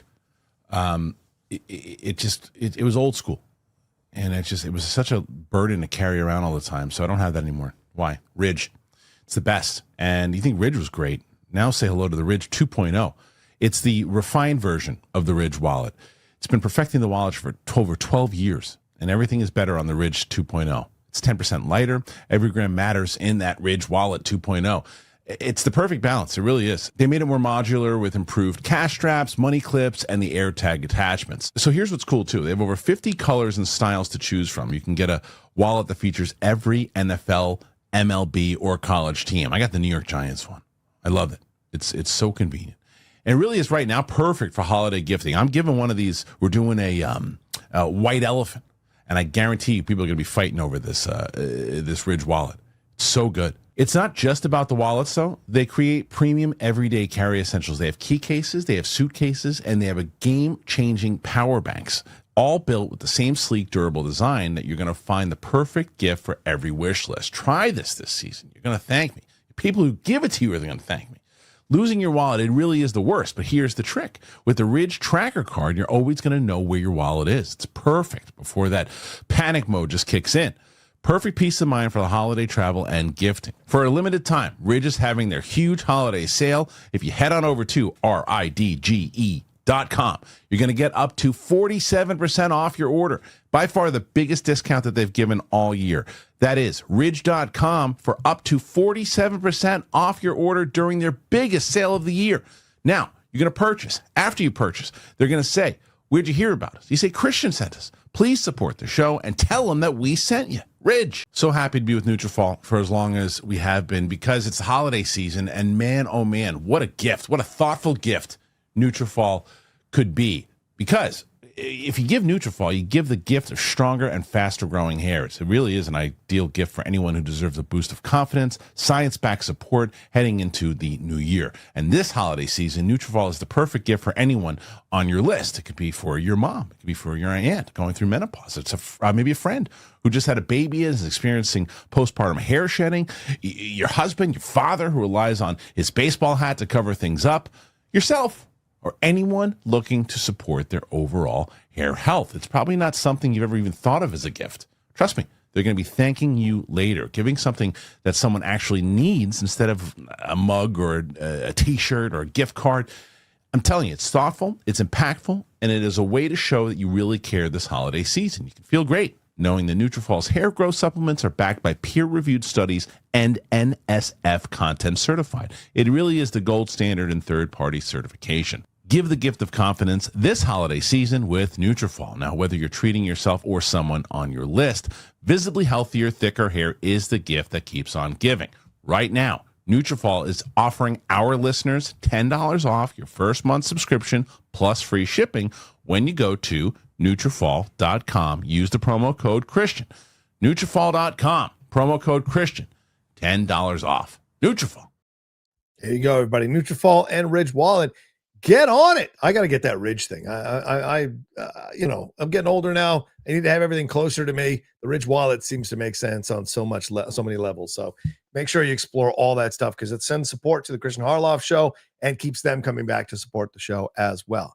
Speaking of support, we've got 75 questions so far. Let's bring Mike back onto the show here and let's get some questions answered, Mike, from our fans here or from the listeners and the viewers here on the channel. Are you ready? Once you unmute yourself, are you ready? Are you? Now I'm ready. Okay, let's get it on. All right, Johnny Patrizia, 9798 says, Roka, do you think you could be Arsenal? This could be Arsenal's year. That's a soccer question, Premier League. Absolutely. If Arsenal doesn't do it now with Liverpool playing like crap, Man City not being as strong, Chelsea not being as strong, then they really never deserve to win a title at all ever again. At Greeny Formula says, what's a game you grew up with that you'd love them to make a movie of? Mine's Crash Bandicoot. Yeah, Mike, you're a big game player. Anything that you'd love to see them make a movie of? I'd like them to do an actual Uncharted movie and not whatever we got with that. Wow. Come on now. That was Uncharted. No, I'm sorry. I don't accept that. I don't accept that movie. Nope. What? I mean, have you picked up any of the new games, dude? Have you picked up Call of Duty 7? Have you picked up any of this? I heard Call of Duty 7 is terrible. I'm a Call of Duty guy, but I saw some videos from it. And I'm like, oh man, this doesn't look good at all. And I'm a campaign player as well in those games, and I heard it wasn't good. So I don't know if I'll pick it up. Maybe it goes on sale or something. I might grab it. But right is there a game you played recently that you really enjoyed? That you were surprised how much you enjoyed? I haven't bought a game in a long time. I've been just playing Call of Duty. Gotcha. Yeah, man. 6 was good, but 6 was good. 6 was great. I love 6. Yeah, man. That's a discount now on Black Friday, so I might. Yeah, 6 is good. 6 was good. Okay. Derek Johnson sending us a bunch of support. Thank you, Derek. Always great to see you in here, brother man. Derek's back, baby. I was going to highlight all the number of supports that you've sent us, which we appreciate. So thank you, Derek. So many numbers of support here. Thank you, Derek. We got a new member here at LJ Films. Hey, what's up, man? LJ Films 1 became a YouTube member. Oh, good to see you. I've seen him on my channel as well. Derek, thank you, Derek, coming back. And he said, and G at GSR Gods, GoPal says, early support. I've got a call during the show. Well, thank you, GoPal. And then more from Derek, pumping up our numbers here. Thank you, Derek. Appreciate it madly. You are amazing and you are the best. And LJ Films comes in and says, hope you both had a good Thanksgiving. Finish Ghosts of Yote. Brilliant. Which DC character would voice in an animated project if you could? Which DC character would you voice in an animated project if you could choose? Ooh. Oh, wait, do you have an answer or no? Just yet. If I wanted to do a DC character animated, yeah.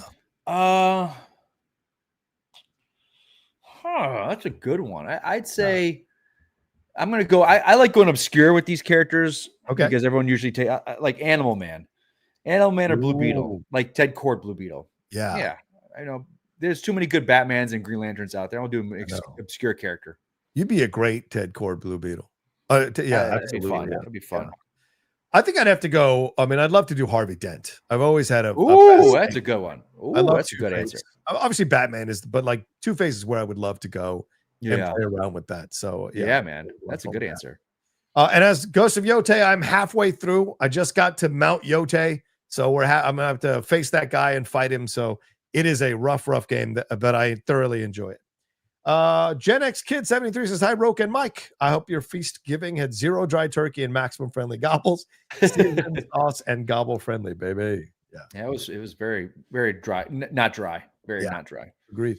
RQM SMD says, support for John and Mike's dogs. Happy December. You got more than one now?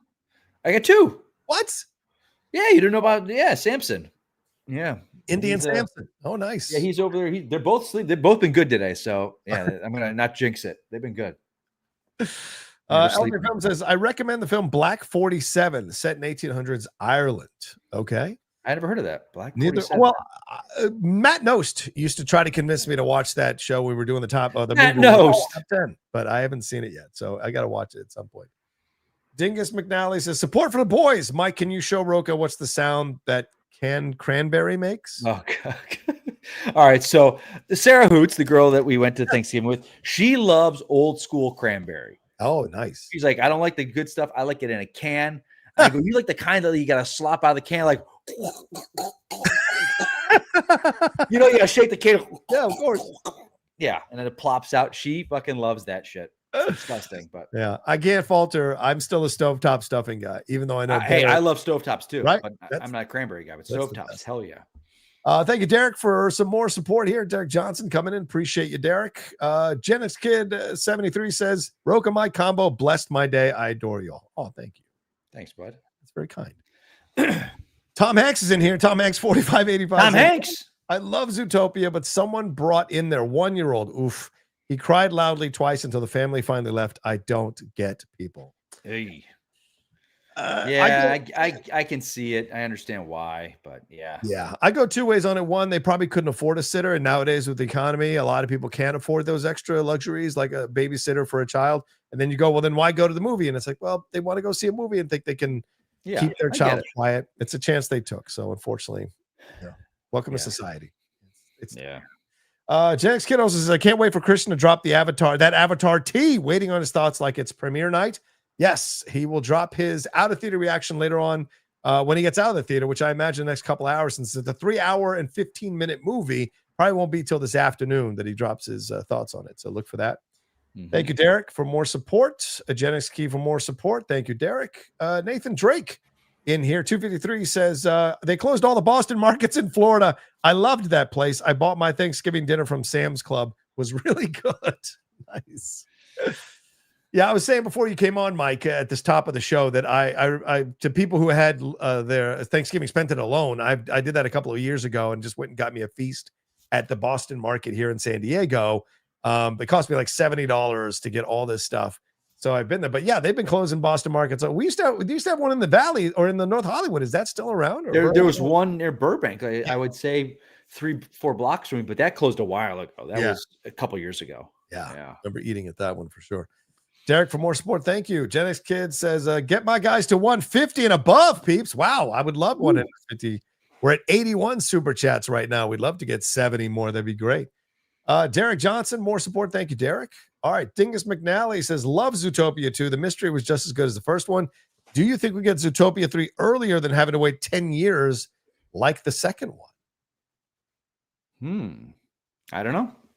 I would say yes, because I think we had to wait through COVID for the last one, and I don't anticipate we'll have another COVID coming to us soon. So, yeah, I think it'll be a lot sooner.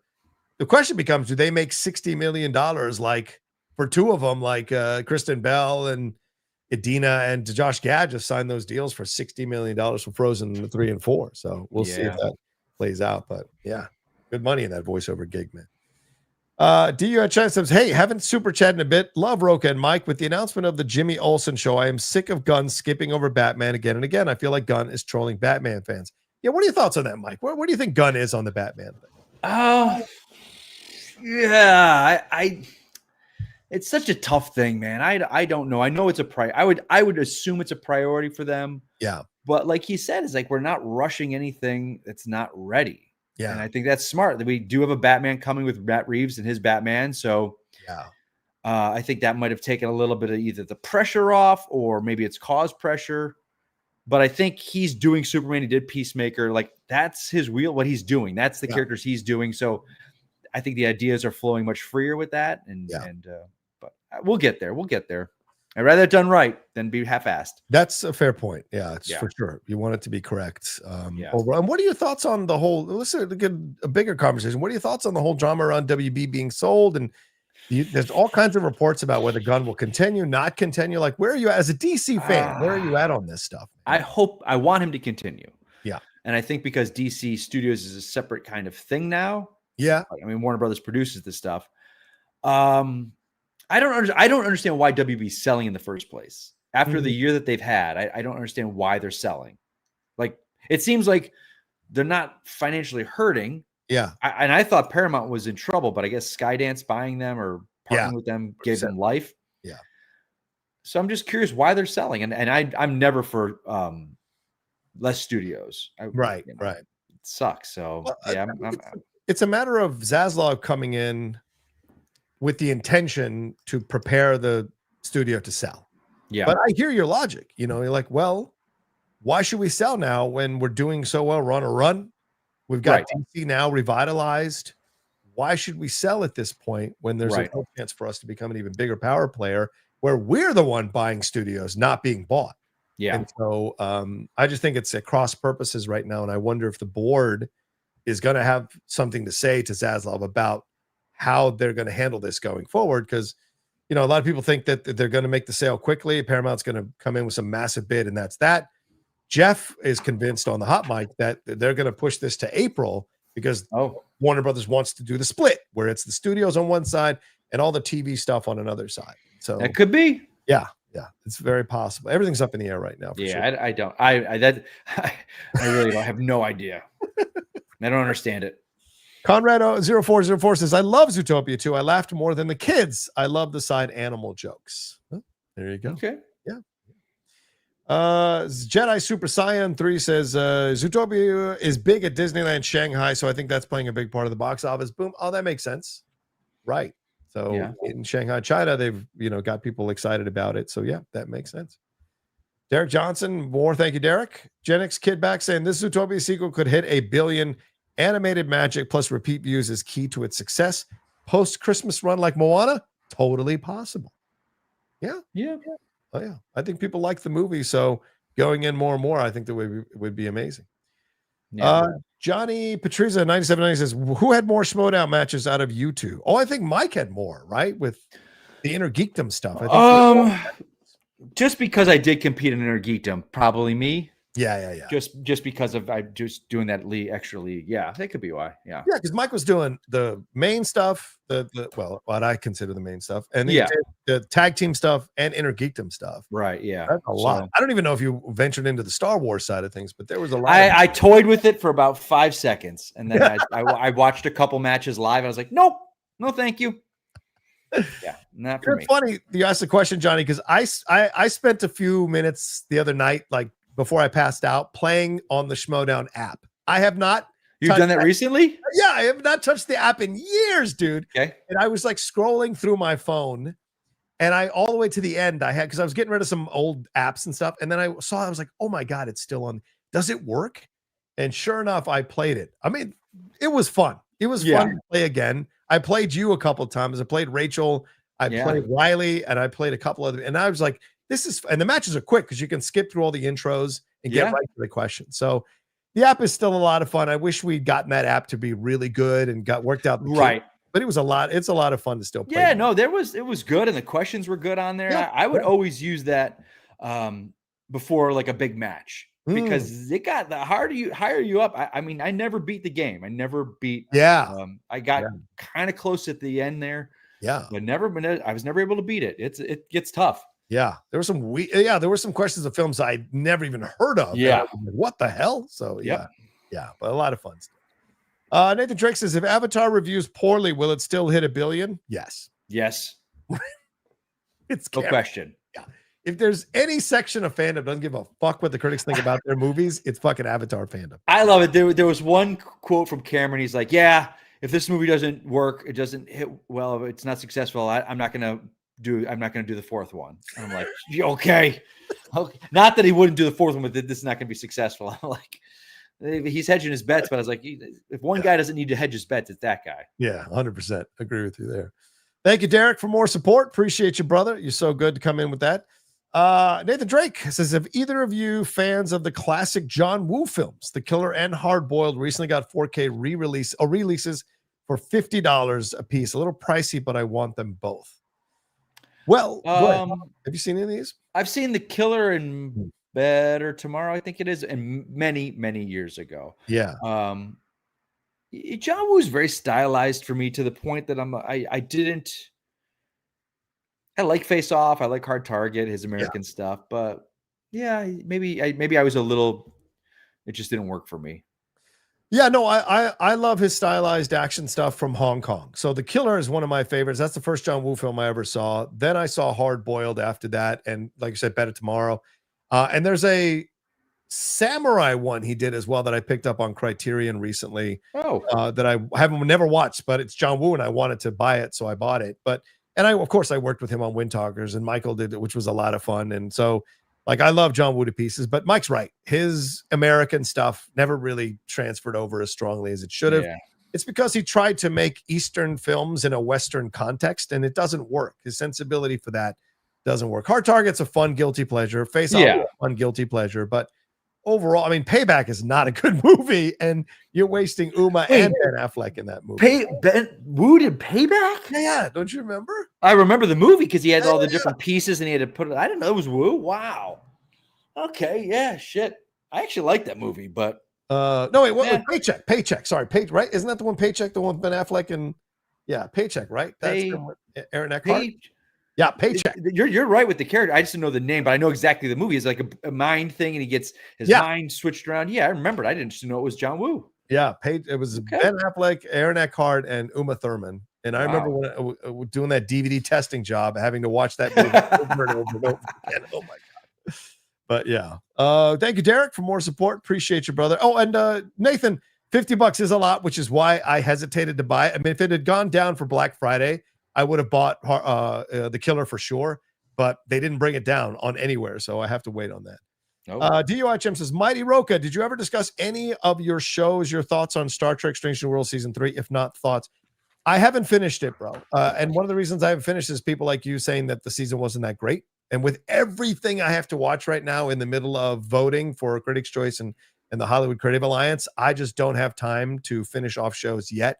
Maybe in January, I'll go back and finish off Star Trek Strange New Worlds. But yeah, right now I have to watch all the things to send in my ballot. And luckily I got all the movies from Critics' Choice. Like I just got Marty Supreme on the app, so I'll be watching that again. So I got to watch all kinds of stuff before I vote. So until then, I won't go back to see Star Trek Strange New Worlds, sadly. Derek, thank you, Derek. Dingus says, watch Snowpiercer for the first time the other night, and it changed my perspective on Chris Evans as an actor. What was a movie that did the same thing for you about an actor? Oh, good question. My answer is Jennifer Connelly, Requiem for a Dream. I never thought she was that much of an actress. Labyrinth is fine. Career Opportunities is fine. It's fun things. But when she did Requiem, I'm like, who the fuck is this now? And she's been incredible ever since. And I love her as an actress. And whenever she's in something, I know she's going to be good. I got two. I would think either Gyllenhaal and Nightcrawler, or maybe Hugh Jackman in Prisoners? Oh yeah, the Villeneuve film. Yeah. So maybe either but again, I love both those actors anyway. But I just never thought that they had it in them like that. I mean, that extra level.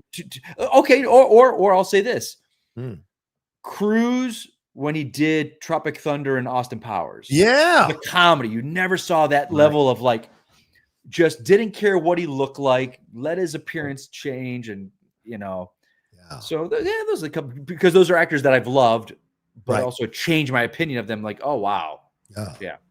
I think Charlize for Monster as well. Like, yeah. Charlize was a good actress. It was never felt she was a bad actress. Right. But Monsters when she went next level, and you didn't know she was capable of that. And it wasn't about her gaining weight or uglying her face up. It was the performance. It was the performance, and so it's amazing what she did there. Yeah. Derek Johnson, thank you, Derek. More support here. Paul Hitchcock says, "What's worse than waking up with a Richard drawn on your face? Finding out it was traced." Oh, Jesus. Jesus Christ. You should probably not hang out with those people. Just a suggestion. Thank you, Derek. B Gill Studio says, "Can't wait for the break to end so I can get back on set in my connected superhero universe. Boys should watch my last 3 projects before the new one drops, called The Protectors, Heroes United." I don't know anything about this. Do you know anything about these? I don't. Films? Okay. No. Yeah, B Gill, put the names in there so people can find out what those films are. Yeah, please do. Thank you, Derek. More support. Appreciate you, brother. Appreciate you madly. Jim1242 says 10 years since Force Awakens. Is the legacy tainted? Not for me. I still love that movie. Mike, what do you think? Oh, the movie is the movie tainted, or is just Star Wars in general tainted? I think it's the legacy of Force Awakens. Is it? No, I really like that movie. Mm-hmm. You know, I mean, warts and all. I think, you know, it's a remake of New Hope, but that's okay. You know, yeah, I enjoyed it. Yeah, I enjoyed it for what it was, and I still love the movie. I still think Daisy's a damn good in that film. I love her to pieces. I love all the new stuff she's been doing too, like kind of breaking out, doing weird, interesting films. So yeah, I don't think the legacy is tainted at all. Whatever those other 2 films were, whether you liked them or didn't like them, Force Awakens still solid. Solid. Yeah. Carlton Rudder, London calling. What's up, Carlton? Treated myself to a 55-inch QLED TV in the Black Friday sale. Roll on my home cinema. What size TV do you watch your movies on, you guys? Mine's, I think, a 70. Yeah, we got it Black Friday, I think, during COVID. And Shannon, we were out. We had a good TV before, a really good one. And we were sitting there, and it was like, so it's probably it's November of 2020, and in September of 2020, I was able to get a PS5. I just happened to be on Amazon when they went on sale and lucked out and got one. And so we're sitting at Black Friday, walking around, and we're looking at the TV. I was like, we don't need a new TV. And she goes, yeah, babe, but just think of how good your video games on that PS5 will look on a new TV. And I was like, ring it up. If I can ring it up, she got me. Let's go. It's rare when the woman is convincing you to buy. Yeah, she was just like, hey, your video games will still look good on this. It looks so good. I'm like, all right, you got me. You got it. Bring it up. Yeah, I did the same thing a couple of years ago. Black Friday, I bought a 77-incher at Best Buy. That's the main living room one. The one in my office is 65. But dude, they had an 83-inch for $2,000 at the Costco OLED, LG OLED. Oh boy. And I was this close, man. As I'm like, dude, 83 inches. I want it so bad. We have bookcases, and like I can't go too much bigger, but Shannon is yours mounted on a wall? No. Well, we use I can't do that. Yeah. Shannon wants it mounted on a wall, and she wants that, like, have you seen it? They're like frames, and it makes it look like a picture. Yes, I've seen that. She wants one of those. I'm like, oh Christ. Yeah, I can't do the wall mounted TVs. I just I have an issue with that as well. I like to be able to move my TV up and down. Yeah, I have a thing where I can move the TV up and down depending on what I do. But yeah, the 83-inch, I was like, but it was only 2 years ago that I bought 77, so I gotta wait. And I think we might be moving, so I gotta wait. Yeah. Heart Epitaph says, Elusive Rock. My favorite theory so far is Strange saw a Stark-looking Doom in Infinity War. Maybe Strange was afraid of Doom, and that's why he gave the time gem to Thanos. Ooh. I don't know. That's a lot. That's deep cut, man. Yeah. Stark-looking Doom in Infinity War. Maybe Strange was afraid of Doom, and that's why he gave the time gem. Yeah, maybe. That's very possible. There's no way they're not going back and messing with Infinity War or Endgame in some way. Yeah. You're bringing back all the old crew. So your theory might be right. Thank you, Derek. Yeah. Thank you, Derek. Dingus McNally says, more support for Mike and Roka. Did you guys see Stranger Things Volume 1? If so, what are your thoughts on it? I did not, because I had to wait for the Lady Outlaw to come back from her Thanksgiving trip with her family. So we have watched every episode of Stranger Things together. so I wasn't going to break the streak now. So we're going to watch those in the next couple of days. Mike, did you get a chance to see them? People might know me. No, I have never seen an episode of Stranger Things. Wow. Yeah. Yep. I'm that guy. And I know everyone's like, Mike, 80s, you'll love it. I just haven't gotten around to it. And will I? Probably not. Oh, okay. I don't know. Okay. It's just not my thing. Mark Jason Ali says, became a YouTube member. Thank you, Mark. Appreciate you joining Kristian Harloff show. Channel, rather. Derek, thank you, Derek, for more support. Joey Pedras in here. What's up, Joey? Joey. Not sure if this counts for the weekly total, but sharing my monthly member chat with you all. Thank you, Joey. Appreciate it. And Kevin, or hey, Mr. CJ says, thanks for a great Monday show. Thank you, Mr. CJ, for joining us. KJ, now, by the way, we're at 98 super chats right now, so we're 2 away from 100. Get us over the line.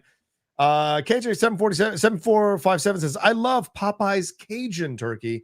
Have you guys ever tried it? Are you open to a new experience? Mike, have you ever tried this? I'll tell you this. We were talking turkeys at the Thanksgiving with all of us around, and my girlfriend had said, guys, have you ever had a Popeye's turkey? Because they're incredible. Yeah. Yeah. So she's all, maybe it was the Cajun one, but she is all about Popeye's turkeys. We did it for 3 years in a row here in San Diego because my partner's sister, she loves the Popeye's turkey. So since her and her boyfriend were coming down 3 years in the 2000s, we got them. And I'll tell you this, I'd never heard of it before in my entire life, but this was something that they had known about. And you have to order it ahead of time, like a month ahead. Oh, I'll bet. And then you got to pick it up on the Wednesday, and they tell you exactly what to do with it. But damn if it isn't worth it. It is some damn good turkey. So I get it, man. I am Two Fly Cam says, no Stranger Things news or reviews, reactions soon. I will probably review it on the Geek Buddies once we all watch it. But nothing right now. I don't know if Kristian's doing anything. Derek, thank you, Derek. Atomic Brunette says, seeing Wake Up Dead Man tomorrow with Ryan Johnson Q&A afterwards. Are you guys excited for it? I'm halfway through it right now. I'm loving it.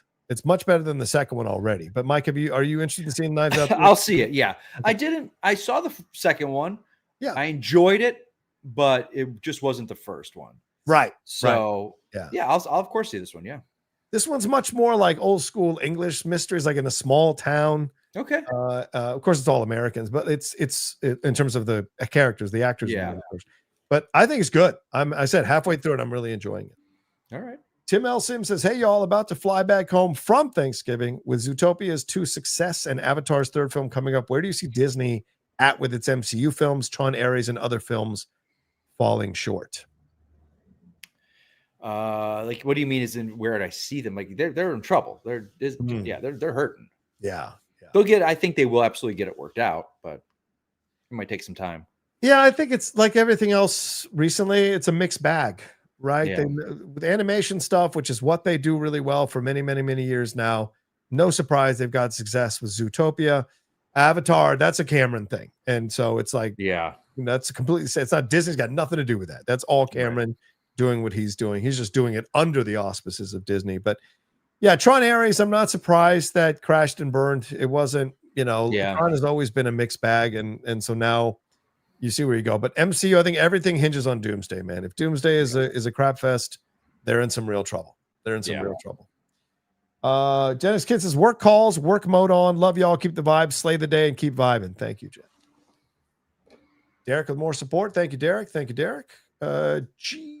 Jared 8846 says, I just rewatched Peter Berg's Very Bad Things, an underrated movie which I still love. You ever seen that one, Mike?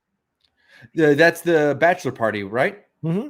Yeah, very good movie with Cameron Diaz. Yeah. Great ending.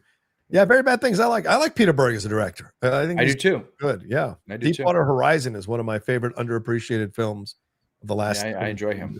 Yeah, very good stuff.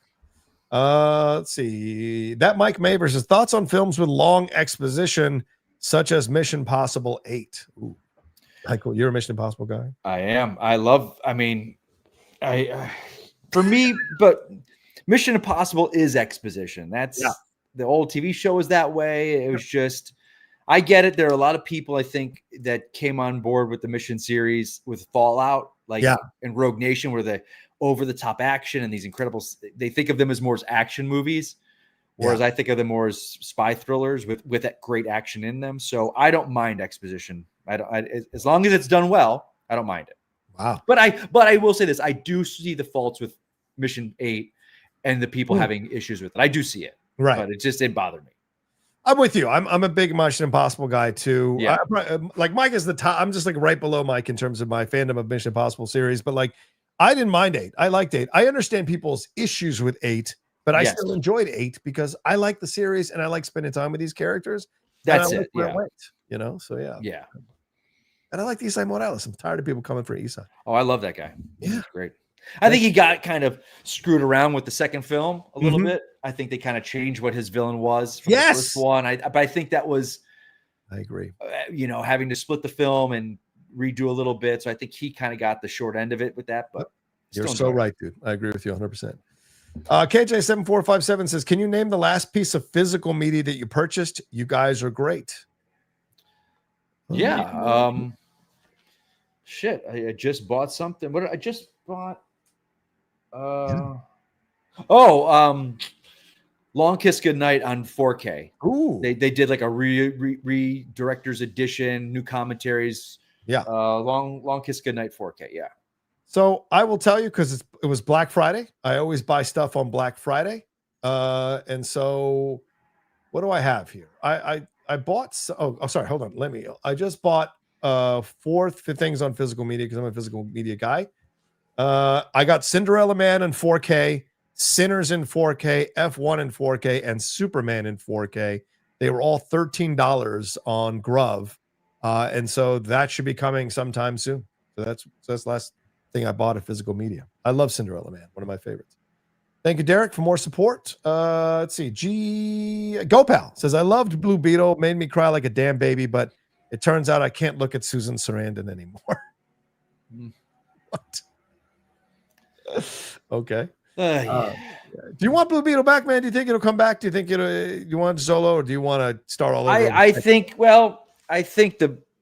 they had a you got to do Ted Kord first, and I know they hinted at him in this movie, and that was really good that they did that. Yeah, that's like, hey, he's there, not going to do it, but right. And I think they talk with Guns, like the guy Sholo's name. He's going to be in DC, so they liked him. So I think we do Ted Kord first, and then we'll bring him in. Yeah, I agree. He'll be slightly modified and slightly different, and the suit might look different. But I think given some time, he'll be there. You got to bring Ted Kord in. You got to bring. You got to do his story, and you got to do his story. Ted's such a great character. Thank you, Derek. Thank you, Derek. Always love your support, brother.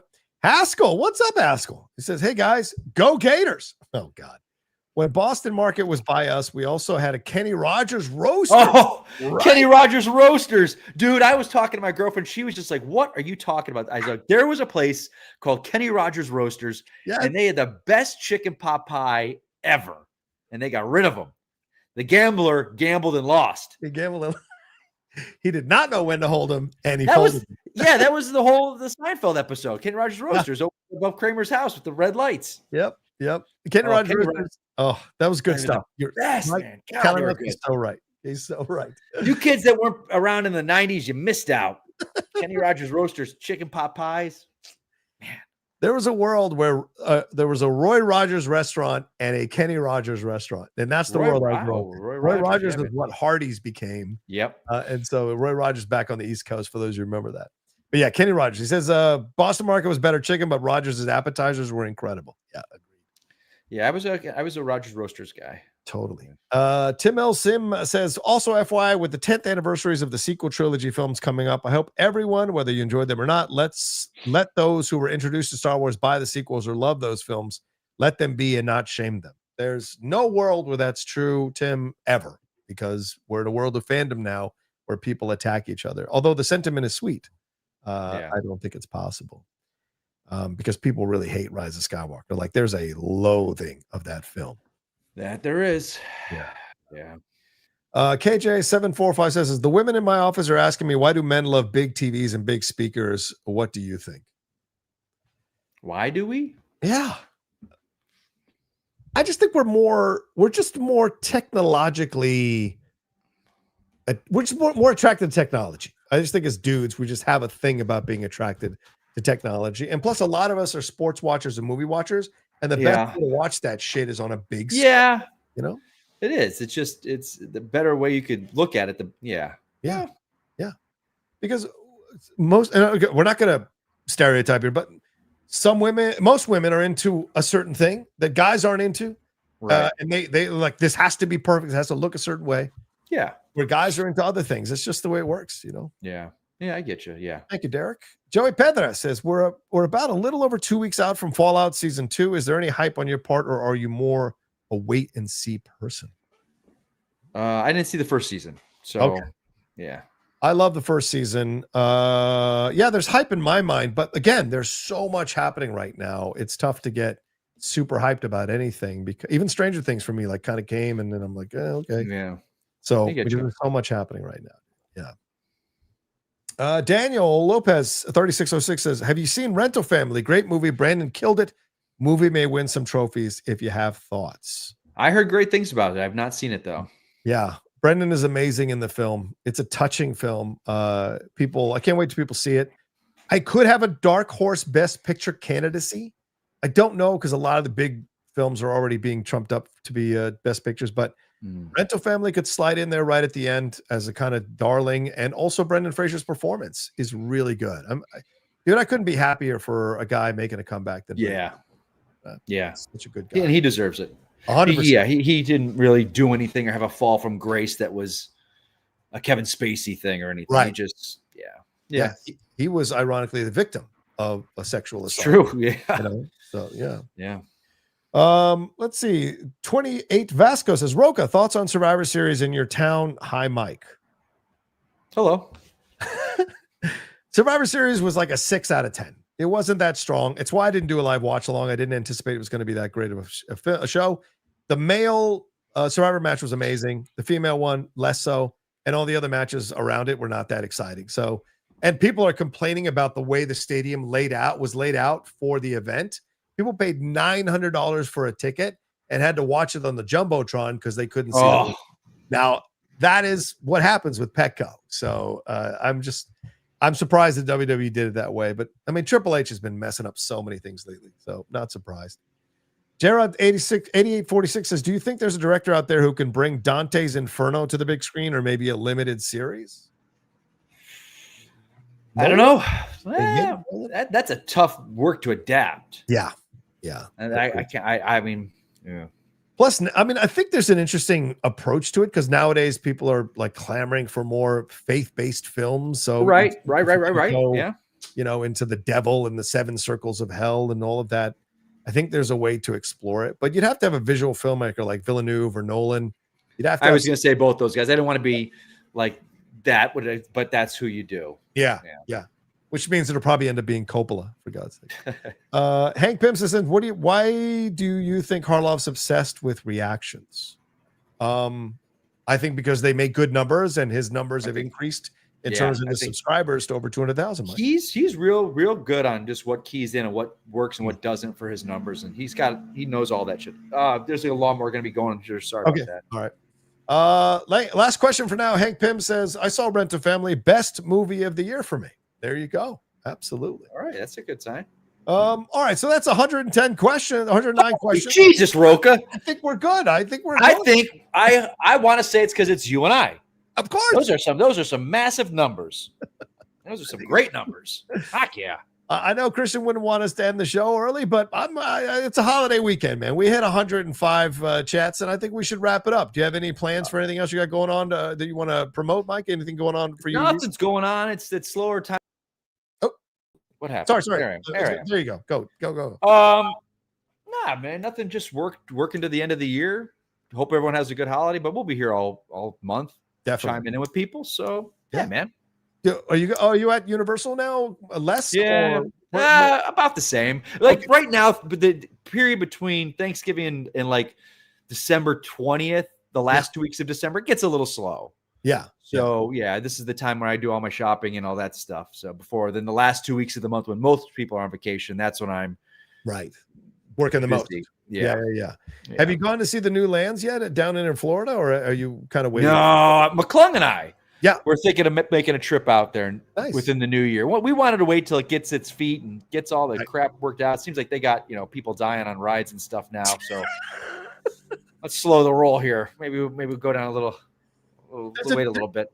There's a new documentary out on those lands. I did see that. We're one of the places I work at Universal. They got a big rotating NBC TV billboard, so all the new show, whatever it is, it's got there. But they just put up that something of it's called Epic something, but it's the journey of all the parks. It's not just Epic Universe. So I'll definitely check that out. I want to see it. I want to see if someone I know is in it as well. Yeah, there's got to be a lot of people we know in that thing.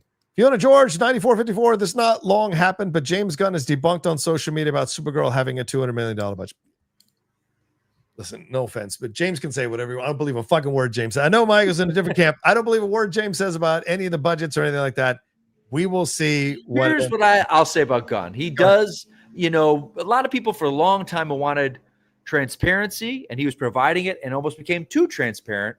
I'm excited to see, or I would like to see what DC is going to be when other filmmakers' films are at the helm. Because right now it's his world. Even though he's the head of the studio, it's Superman, it's Peacemaker, it's Superman 2. So it's all his thing. So I want to see when Clayface starts coming out, when Batman gets announced, let these other filmmakers take the reign. And I think he might step back a little bit from the social media, because right now I think he's the chef. He's got all the pots going. Let some other chefs come in there and show their dishes and let him step back at the back of the restaurant and just manage everything. I think you're 100% right. That's what people want right now, is step back a little bit. Even over the weekend, he came out, was like, let me tell you about my day and all the things I do. Nobody gives a shit. You don't talk about that stuff. We all know you're busy. It's fine. I don't know why he needs to do that, but I think he's just happy doing what he loves. He wants to talk about it. I get it. I think not everything needs to be addressed. Sometimes you just let it go, but hey, I'm not one to talk about shutting up on social media. I'm not the fucking guy to sit there and go, you know what? People should not say their opinions on social media. Michael's right. Mike's right. I'm in the same camp. I'm probably you and me both. Talk about out of all of Harloff's people in this circle, I think you and I are the two that he'd go, shut the fuck up and taking your Twitters away. 100% he would. He's such a dickhead, because he's like, oh man, sometimes though you'll go at someone and I just love it. I was like, oh, you love it when I do that, but when I go political, you're like, no. Too much. But when I call some asshole out about Batman or something, you're like, oh, I loved it. Yeah, that's Kristian. Yeah, take the good with the bad, Harloff. Yeah, exactly. And we do with him too. Tim L. Simpson. Well, that's a dang shame, especially with the OG toxicity laced in Star Wars fandom. All I have left to say is hope for the best and hope everyone has a great December ahead. Well, look, Tim, I know you want that to happen, and I think it's a great thought to happen, but the reality is people are angry out there all over the world, and they want to bang around about it and bang on about it. And unfortunately, no one's allowed to enjoy anything, and no one's allowed to hate anything or not like anything. It's always a pushback. I think we've reached a point in fandoms where they're never going to be happy. I proposed this question to a couple of the people that are in the heavy Snyder camp, will say, to be kind. I said, let's say for some reason, James Gunn says, you know what? We're going to bring in Zach back. He's going to do 2 and 3, and that's it. Will you guys be happy? And they won't. No. Because then anything that comes after, it's like, oh, see, not as good as that. Yeah. Bring them back you're never going to appease anyone with all these fandoms. So you just gotta, it sucks, but that's where it is. We're never going to, no fandom's going to be unified and wow, we're all together loving what's going on with it. We just won't. You can't please people who are deeply unhappy. It's just, you can't. That's true. And there's a lot of, sadly, there's a lot of unhappy people in fandoms. And remember, fan is short for fanatic, and most fanatics are not, 99% of fanatics are not happy people. Yeah. And so what you see sometimes is that's what invades the fandom, is that toxicity from unhappy people. So catering to them is never going to be, as Mike said, it's, you can cater to them, and then they'll go, well, but what about this? Why don't you do this now? And it's it's never going to be enough. It's never going to be enough. And so trying to please them, I think, is a fool's errand, Yeah. One last one here. How would you feel about Bob Odenkirk as Cobra Commander? I don't see it. Yeah, I don't see it either. But I do like Bob Odenkirk as an action guy. Yeah. Oh yeah. I love his Nobody. And then there was that other one. I don't know if it's out. Was it out? Yeah, it came out. It was like he was a sheriff in a town. Yes. Yeah. I like this Odenkirk era. Yeah, I agree. Thank you, Derek, for more support. And I think we should wrap it up there, brother, man. Thank you, Mike. Please let people know where they can find you. Anything you got going on? At Mike Kalinowski, guys. That's where it's at. All right, there you go. Thanks, Mike. I'll see you next time, brother, man. Great to do. Yeah, buddy. Take Wrap care. it up. All right, that was Mike Kalinowski hanging out with. Oh wait, let me go to a solo. Hanging out with me there on the Kristian Harloff Show. And thanks to you all for hanging out with us post Thanksgiving. Hope you, as said at the top, hope you enjoyed your Thanksgiving. Hope you had a good holiday. Thanks for all the super chats, getting us to a great start here with 115 super chats. We appreciate it madly. You guys are amazing. And remember to subscribe to the channel down below for the Kristian Harloff Show. Remember to look for his out of theater reaction for Avatar coming up later on this afternoon. I'll be watching it later as well. So look for mine coming out like 11 o'clock at night, I think, or maybe I'll put it in the morning. We'll see. But thank you all so much. And I might go live this afternoon with some reviews of some films and talk about some other topics that we didn't talk about on the show today, depending on how my day goes. So look for that announcement on my channel, on my social media. You can follow me at The Rocha Says on all social medias. And please subscribe to my YouTube channel, youtube.com/John Rocha Says. We're heading into the new year. We crossed 40,000 subscribers, want to get to 50 to 60,000, maybe even 75,000 at some point. So please come and subscribe to the channel as well if you enjoy all the things that are going on there, like the Hot Mic, the Geek Buddies, the Jedi Way, when that eventually comes back. Spill the Tequila tomorrow night with me and Winston A. Marshall, and all my reactions and reviews and some more content coming. I just bought a bunch of new stuff from Black Friday. So I've got a teleprompter. I got a new lights. I've got a new look on this whole thing. I'll be getting a new back panel as well. So a lot of changes happening here to improve the look and the content coming out of the John Rocha channel. So please subscribe to that channel as well. All right. Take care of yourselves. Be well. Have a great rest of your week and tune in tomorrow for another episode of the Kristian Harloff Show here on the Kristian Harloff channel. Peace to everybody. Until then.